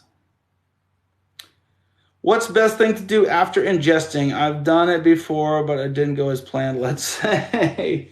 Yeah, and I will offer because we're talking about mushroom usage and psychedelics and things here. Let me just say that I am not advocating, though I am advocating. I am not advocating. I mean, you do whatever the fuck you want if you're an adult, But if you want them to be purposeful and you want them to mean something, like do them with intention. Do them specifically for dharmic work, spiritual work. Yeah, it's fun to just party on them every now and then. But when you do them with intention, they're so meaningful because it breaks your concepts of the way things should be. It helps you to learn a new way of feeling. It helps you to actually undo trauma in your body. Those are the big feelings that come through that make you feel like you want to barf, and then sometimes you do barf if you don't know what to do with that feeling. Those are just emotions opened up. The way that you block off emotions energetically within your body is now blown out, and you're feeling all the feelings. So that's why people who are very anxious because of some trauma or something like that go do something like that, and then they really feel it and they go, oh, that's the worst. And it's like, yeah, you had to go re-enter the feelings of all that trauma you've been suppressing. You had to go into the pain of that experience so you could let it pass through, and you didn't let it pass through. You just blocked it again. And then the psilocybin event opens up neuroplasticity, which is how you learn.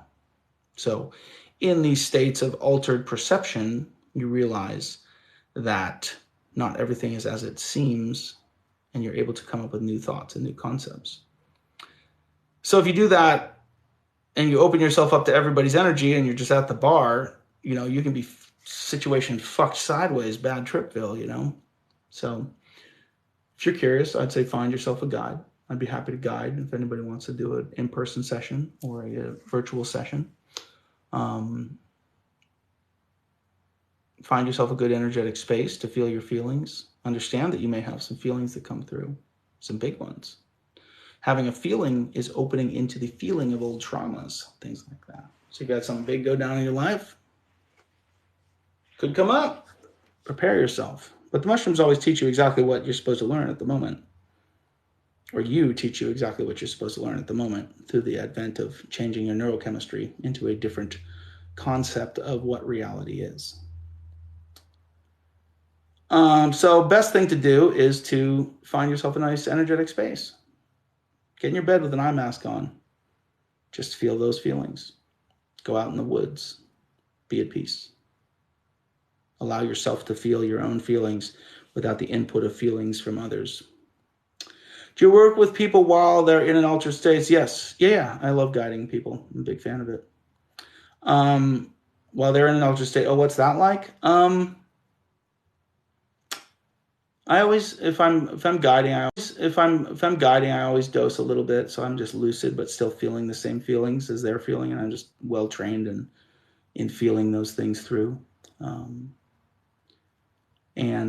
I feel I'll intentionally pull their energy through me like a shaman vibe, open to that, and feel, man, I'll be like sobbing as they're going through it, or just like feeling like I got a barf, and it's just their energy, their feelings that are now opened, and I'll help them to transmute those energies and then instill a sense of oneness in them in an open state.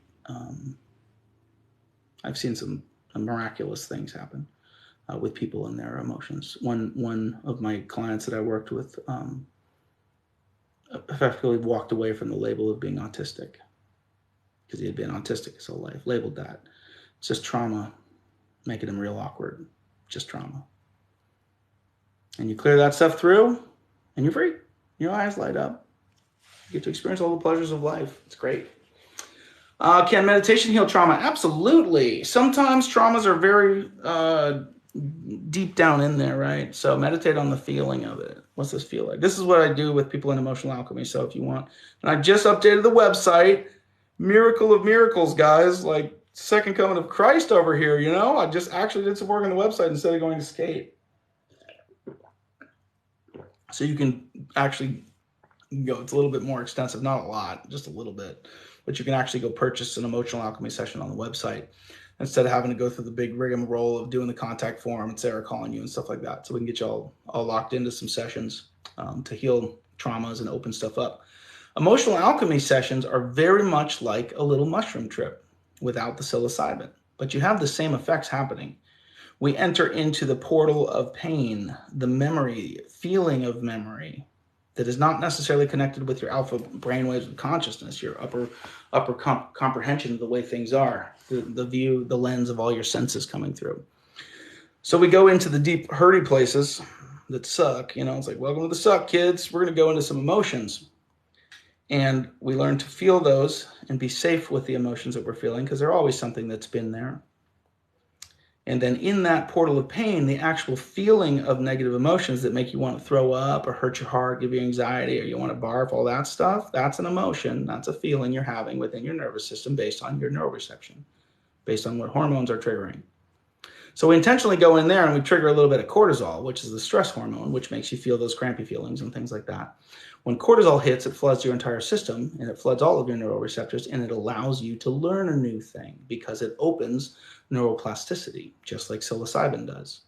And the mushrooms will open up the energies, and then you'll have open neuroplasticity. So then, in the midst of feeling the trauma, these old memories kind of come back up, and you realize, oh, shit, no wonder I've felt this way my whole life. No wonder these patterns keep coming up in my life, because I've felt this unconnected with conscious thought. It's just a feeling that I've held on to.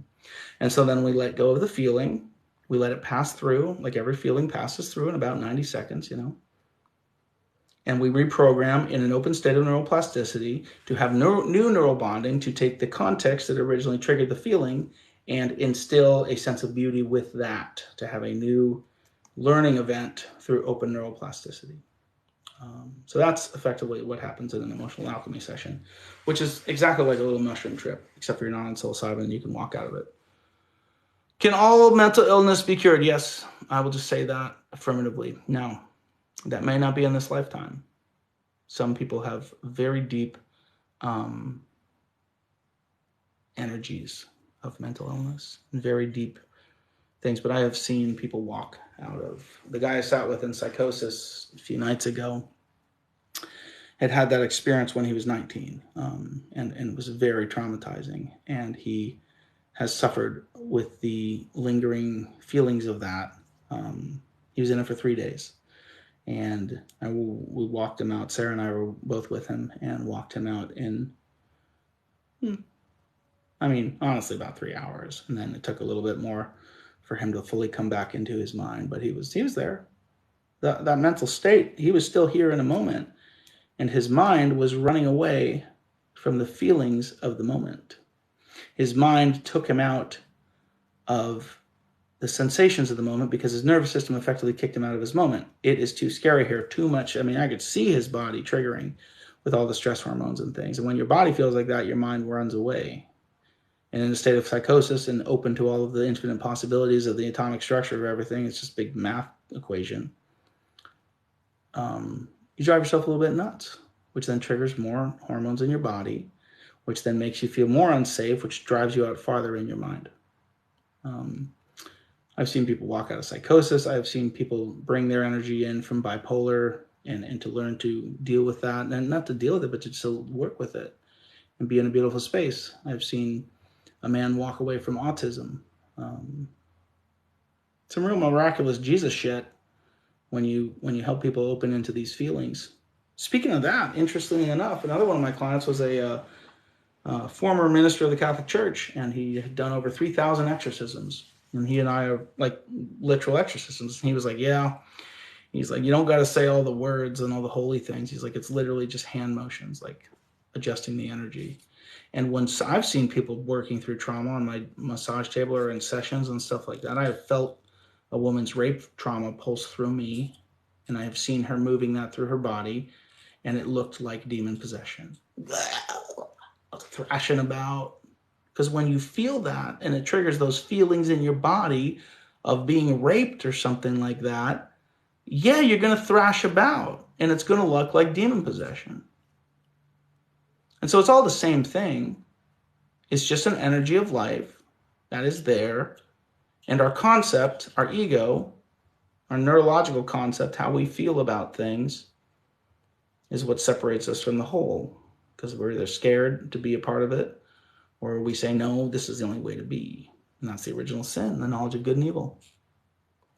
Took a little mushroom this morning and had the best day. Nice, Ryan. Yeah. Dude, honestly, you do a little museum dose and you're like, oh, everything's so much more beautiful. It's when you get into the bigger doses that you get into the heavies. But you could, if you're interested in it, you could just do micros. Like micros or museum dose. Like you feel it, but you're not like in it, you know? You're just like, oh, everything's a little more beautiful. Because it opens your senses to everything around you and you see the beauty. You're all of a sudden you're like, wow, I never noticed that tree.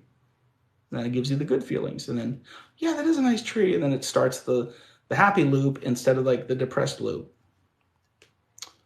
You are welcome for the share of wisdom, and I appreciate the compliment. Thanks for the finger heart.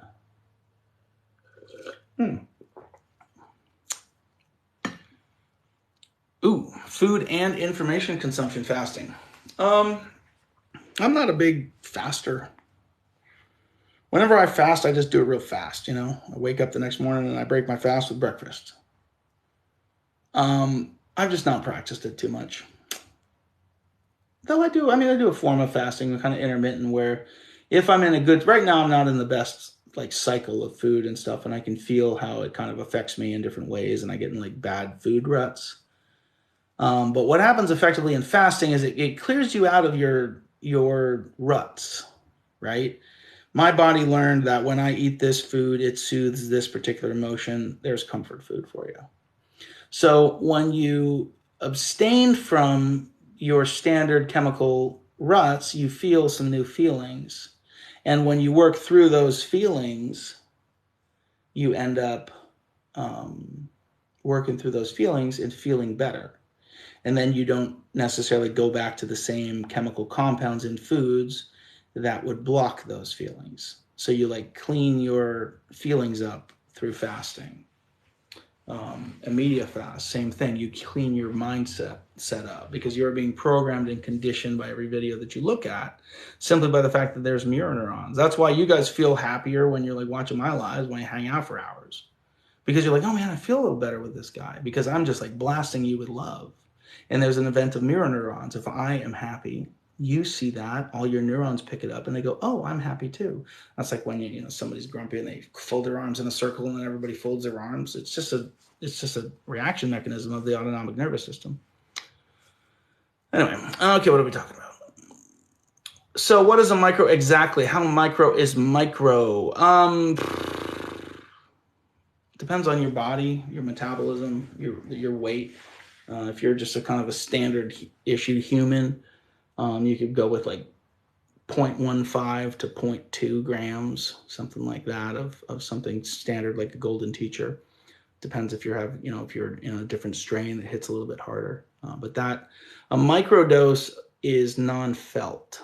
So you might want to even go less than that. There's companies online that'll send you microdoses. Just go look for them. That it's all metered out and just take a little dropper here. And so microdoses kind of is this low level happy pill, honestly. It lets your nervous system relax a little bit and everything is a little bit more beautiful. And people have done beautiful work on depression with plant medicine and things like that. But micros are non-felt. Museum dose is when you feel a little bit, but you're like at the museum. Look at this beautiful art. Feeling it, smelling colors and stuff. Not quite at that point. Do bad trips only happen when people resist the sensations they're feeling? Yes. Well, they only persist when they resist. You allow that feeling to pass through, you accept it. I have allowed myself to die. I've stood looking in a mirror and said, all right, cut my throat. I felt like someone was going to cut my throat. I was like, cut it, bitch. Let's do it. Like real Rick energy on Rick and Morty, Do it. I was like, let's go. Kill me. I'm in a moment. This is my moment. Cool. And I felt this like, no blood, because I knew I was in an altered state. So I just conquered it in my nervous system and accepted it. And I even felt like blood running down. But I was just looking at myself in the mirror. Everything's a little bit warbly. And I was like, that's all you got? Like, all right, I accept this. And then the feelings of it pass through. So whatever my attachment to form, whatever my attachment to my meat suit was that I cleared in that moment, this blockage to feeling the whole thing then cleared through, and I was no longer in a state of bad trip. I allowed the egoic concept of whatever the feeling was to play itself out effectively. That happened a couple times. Micro is about 0.5 G is a micro. Yeah, that's probably more accurate. After big ayahuasca trip, and I'm talking or just plant medicine in general, I felt like experience is so raw, like I can't go back, which feels, yeah. Anytime you go into that state, I'll take you there, of feeling all the energies of life. Yeah, we're talking about how we got back on psychedelics, but we were talking about fasting and diet and stuff like that. You learn a new way to perceive things. That's like hallucinogenic persisting perception disorder, HPPD. I have flashbacks. Oh shit. Well, it's like you literally just open yourself up to a greater spectrum of life. Now that's your new reality, of you get to feel things on a greater level. You were feeling things at a different level before, and you came to grips with them. So come to grips with the level that you're feeling them. Like, yeah, so what? You can smell some colors. You can talk to a plant. Like, it's all there. You just block it with your ego. Fun one about ayahuasca is if you ever do a proper dieta, which is the 2-week period before to clear any chemical compounds out of your system, because it can be a little bit rough, but it's also to clear your emotions. When you do a dieta, that is a fast right there. That is a fast of energetically to put yourself in the lowest, like simplest state possible. There, it's like all you're allowed are vegetables and rice, lentils, stuff like that. Actually, are you even allowed lentils?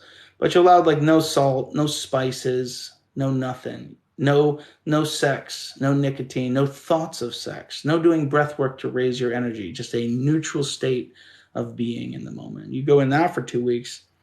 Man, I was tripping balls in the fast, in the dieta, more than the journey. I sat there smiling the whole journey, playing guitar for everybody else. In the dieta, I was moving everything through. Whoa. It was horrible. All those emotions came up because I wasn't blocking them with the chemical compounds that I was used to eating. Had a mustache for 2 days and I never felt more powerful. Right? This guy knows what's up. Absolutely. Yeah. You got to live that thing. You got to be the mustache, And then it's like people it's like part in the Red Sea, People just like, wow. They look at you and they think, wow. You know what I'm saying? LSD is what changed my life to want to be more loving. It showed me a peaceful path. Yeah, no wonder the government smeared that shit. Didn't work for the war machine in Vietnam to have people be like, I can't kill this guy. He's my brother. Like, I feel him. Like, look at this other entity here with me. Like, I refuse. You're open to a greater concept of the way things are, and your ego is destroyed. And when you hold on to the ego, you got a bad trip. I've been thinking that I am the caretaker of this body that has feelings. I contend for it. That's a great way to look at it, KDB. That's an observer state. You talked to plants already. Nice work. You ever read Ram Dass literature? Yeah, I love Ram Dass. What's my IQ? I don't know. I took a little test, an app on my phone one time, but I was a little stoned, so I figured it wasn't great, but it was pretty good. I should probably take it not stoned. I'm really not stoned very often anymore. I just don't. I can stay in a much nicer state. But then when I do, I'm like, this is fun. And then I'm like, oh, I feel sluggish, so I don't do it for a while. But then I'm like, oh, that sounds like a neat idea, Multidimensional beings. Yep. Now, here's the trick with thinking of yourself as a multidimensional being. Yeah, it's nice.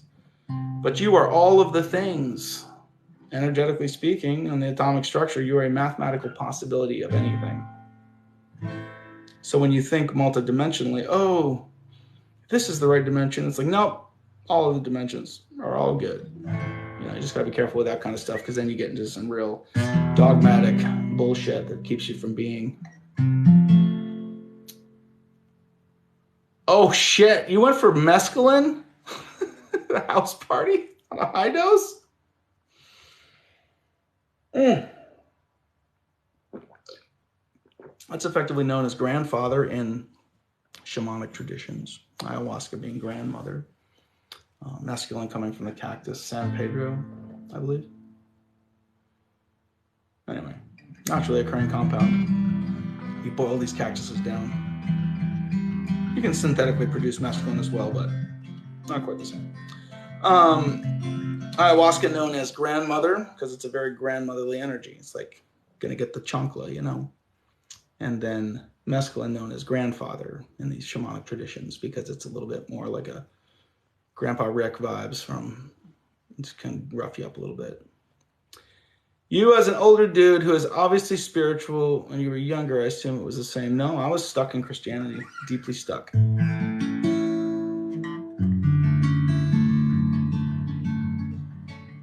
So I guess I was spiritual in that sense, but I just had a big dick ego about it and I was an asshole, so. Do I ever struggle with anger against as a young, and angst as a young adult? I struggle with that now. Never a very angry person. My dad was super cool, like just kind of zen-y vibe. So I never really struggled with anger, but I have that Taurus moon energy. It's like this big emotional bull, right? And when he's out in the field eating his grass, you know, just doing his Taurus thing, like this is the way it feels within me, and I like the definition of that. It's like when the bull's out there by himself, just doing his thing, bunch of cows around, you know, it's like living the dream. He's good, right? But then you go fuck with him a little bit and he's going to kill everyone in the room. So it's like I can go into that state of just like, I'm going to kill everyone in the room. But I don't like to be there, so I just keep myself out of it. But any of that anger and angst you're feeling is just you having your egoic concepts, which will work its way out as you get older. You'll realize like, oh, all of this stuff that I was taught that has to be this way doesn't really matter that much. And I'm in charge of my own emotions. So you learn to like drop all that shit, you know? Becky Joy, Queen of the Roses, is here to party. Have I ever had my chart done by an astrologer? I've had a bunch of witches take a look at things. They got real excited about it, and I was like, yeah, that sounds about right.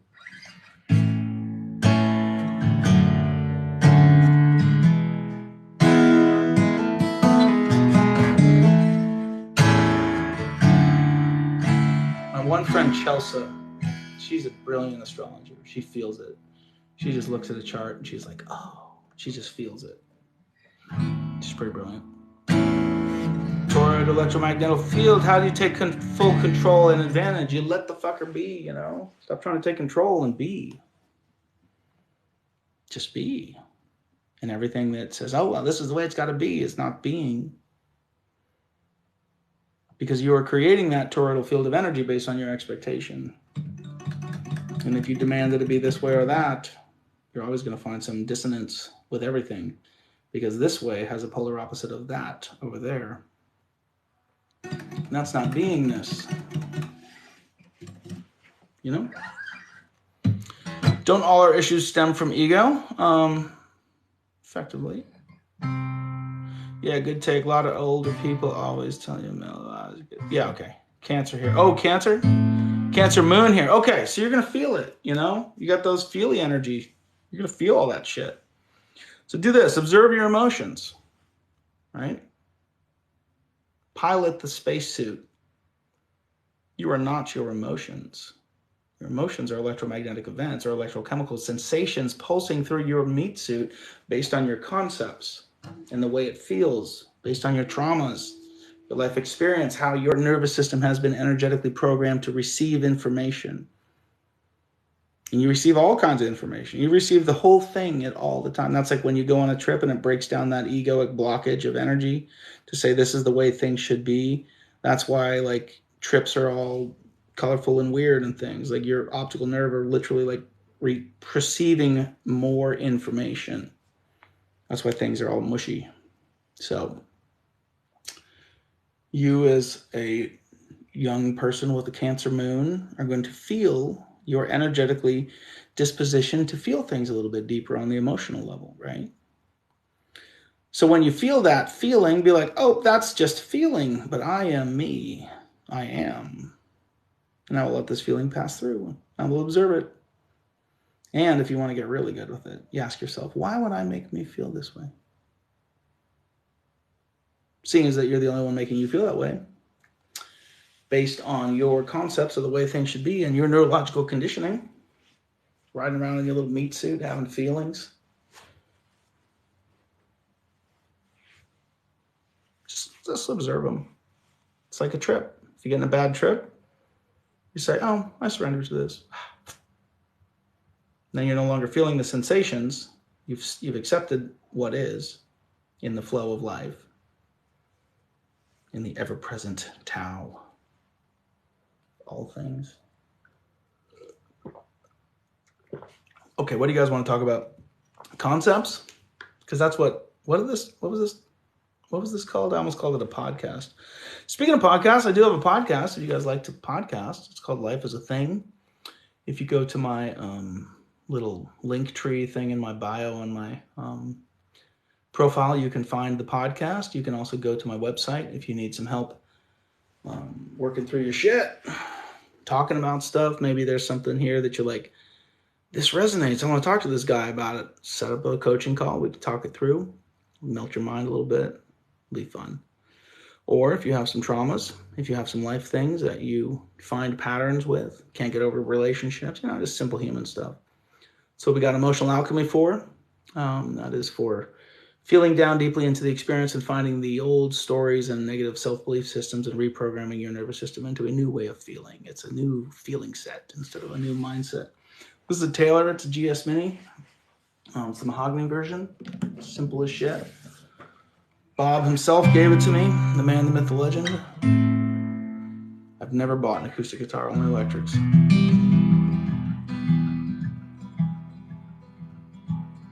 Yeah, Tully's got a bunch of good principles like this. I like his stuff. Dude, as soon as I have enough money, I'll reach out. I can feel Emotional Alchemy really good. Dude, people, honestly, they're like, thank you so much for teaching. And it's just teaching people how to process their feelings. They just come alive, truly. Like, it's so good. I love it. It's been the thing that brought me to the space that I'm in.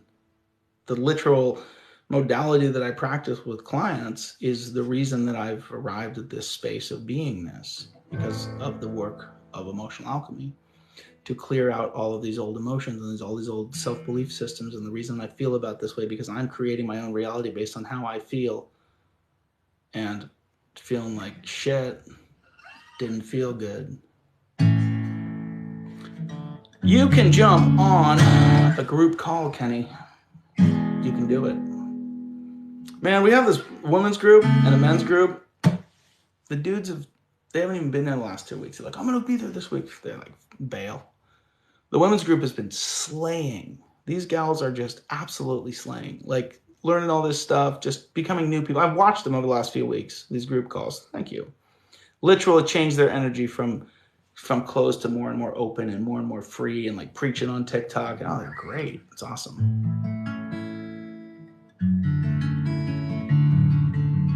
Oh yeah, come sob like a baby for 3 hours. That's what we do. It wouldn't even take that long. It's all good. Just blast it on through. Get you feeling. Because it's just feelings. All those feelings you have, those sensations, are nothing but electrical chemical impulses in your body that pass through in about 90 seconds if you know how to do it. Yeah, there's group sessions that happen. So we do typical sessions for Emotional Alchemy is $175. So it's pricey. It's heavy on me. I'll feel your feelings with you. I get to feel all of your shit. Sometimes I cry. Sometimes I feel it so heavily that I feel like I'm going to barf. Which is just all part of the process. So I only do a couple of those a day. And then I take some coaching calls for people that want to talk through things. It's a lot less emotionally draining on me. And on Sarah as well, the lovely Sarah. If anybody's ever gotten a chance to talk or work with her, she is just, the woman is the reincarnation of love. She is, we'll be cruising down the street. This is my lovely Sarah. and we'll run into, Tiny Tammy, the little homeless gal that pisses her pants because nobody lets her into their establishments because she's yucky and she's in a wheelchair and has cancer. And it makes me so mad. So we always just hang out with Tiny Tammy for a while. And I smell the piss, right? I don't think Sarah smells it. Like, I just smell it and just accept it as humanity. I really don't think the lovely Sarah smells it. She's just so there with the soul, with the person, with the entity of Tiny Tammy that I don't think she even smells it. Like, swear to God, she's like saint energy. It's ridiculous. So if you ever get a chance to work with her as an emotional alchemist, I highly recommend it. If you are a dude that needs to reprogram some mom trauma and some mom wounds, like, work with Sarah. Balance that energy with a feminine force that is love. If you're a female that needs to work some dude trauma out, some dad trauma, work with me. It'll trigger you, but I will only love you. So that's good. So you get to work through all that shit. But we got options for emotional alchemy and stuff like that. It's only just Sarah and I, but we got options. Hey, France, thanks for hanging out. Just tried your email server is down. Fuck, I just did website work today. My email server's down? Damn it, I probably screwed something up. I should have tested that.